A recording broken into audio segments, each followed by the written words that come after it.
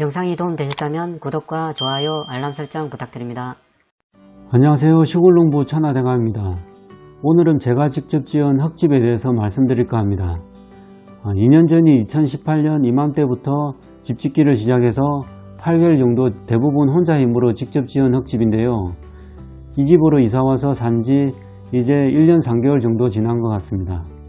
직접 지은 흙집에서 1년 정도 살아보면서 느낀 점과 미흡하거나 좋았던 사항에 대해서 말씀드릴까 합니다. 제 유튜브 과거 영상을 보시면 자세하게 집 짓는 과정을 올려놓았는데요. 사실 동영상으로 촬영했으면 좋았을 텐데 집 짓느라 바빠서 사진으로만 영상을 만들었습니다. 몇 개월 안 되는 시기였지만 정말 힘들고 고난의 연속이었습니다. 혹시나 저처럼 직접 집 지으려고 하시는 분이 계시면 도움이 될까 해서 이 영상을 만들어 봅니다.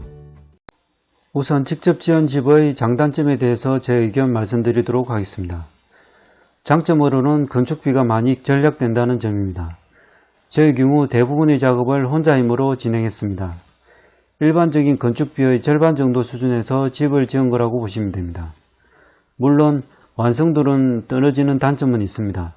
그래도 자금이 넉넉하지 않은 분이라면 해볼 만한 방법이 아닌가 생각됩니다. 두 번째 장점은 가족의 의견을 듣고 내가 원하는 집을 지을 수 있다는 점이겠습니다.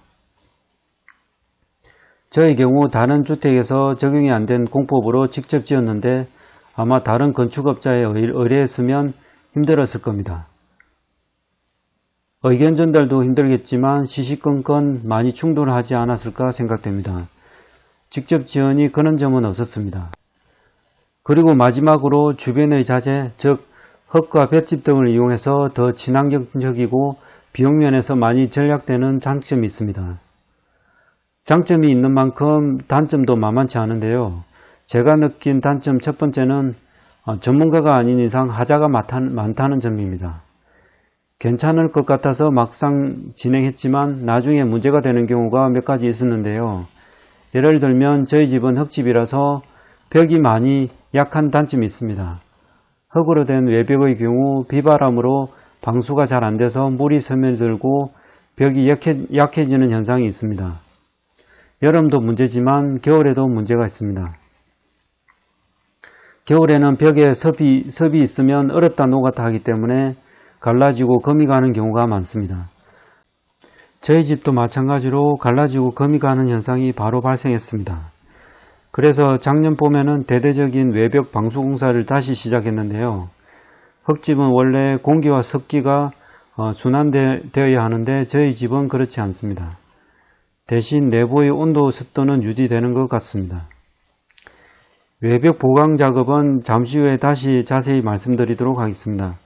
아마 대부분의 흙집 사시는 분들은 저처럼 사시면서 1년 정도는 보수 공사를 하지 않을까 생각됩니다. 그래도 제가 흙집에서 살아보니 단점보다는 장점이 더 많아서 그런 대로 만족하면서 살고 있습니다. 만약 다시 집을 짓는다면 더 잘 지을 거라는 막연한 자신감은 생기더라고요. 보통 집은 3채 정도 지어봐야 마음에 드는 집을 지을 수 있다고 하잖아요. 그럼 다음으로 흙집 짓는 분들에게 몇 가지 팁을 전해드릴까 합니다. 흙집의 장점 중에 하나는 앞서 말씀드린 것처럼 벽이 숨을 쉰다는 겁니다. 그런데 그만큼 다른 형태의 집보다 벽이 약하다는 단점이 있습니다. 제가 앞서 외벽의 보강 공사를 했다고 했는데 처음부터 보강포를 알았다면 이 작업이 필요 없었다고 생각됩니다. 보강포가 뭐냐 하면 쉽게 말하면 섬유질로 된 촘촘한 그물 같은 방수자재라고 보시면 됩니다. 보통 방수공사나 금가고 갈라지는 벽, 바닥면을 작업할 때 사용하는데요. 제가 제안드리고 싶은 점은 저처럼 집을 다 짓고 보강포로 다시 공사하지 마시고 집을 처음 지을 때부터 이렇게 보강포를 사용하는 것이 더 좋을 것 같다는 생각 때문입니다.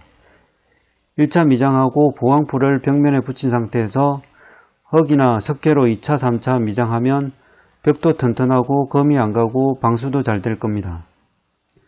저도 뒤늦게 보강하다 보니 흙으로 보강하지 않고 드라이비트 자재로 작업을 해서 방수는 더 좋지만 흙벽 100%의 역할은 못하는 상황입니다. 혹시 흙집 지으려는 분이 있으면 꼭 활용해 보시기 바랍니다. 참고로 저는 보강포에 대한 어떤 금전적인 혜택을 보고 광고하는 것이 아닙니다. 제가 사용해 보고 아쉬움에 알려드리는 겁니다. 아마 다시 흙집을 짓는다면 저도 꼭 보강포를 이용해서 외벽 마감을 하지 않을까 생각됩니다. 다음으로 지붕과 2층 바닥에 대한 내용인데요. 저희 집은 지붕이 징크 판넬로 시공되어져 있습니다. 판넬로 된 지붕은 빗소리에 많이 취약한 단점이 있습니다. 저희 집은 200mm 징크 판넬에 다시 100mm 스티로폼 작업을 했는데도 비바람이 불 때는 소음이 장난이 아닙니다. 지붕이 판넬인 점도 있지만 천장이 오픈되어서 그런 점도 있습니다. 대부분 판넬 지붕은 이런 소음 때문에 아스팔트 싱글을 다시 덧대서 시공하는 경우가 많은데요. 이것도 5년 정도 지나면 닳고 떨어져서 방수가 안 되는 단점이 있습니다. 혹시 판넬로 지붕을 하시는 분들은 천장을 개방하시지 마시기 바랍니다.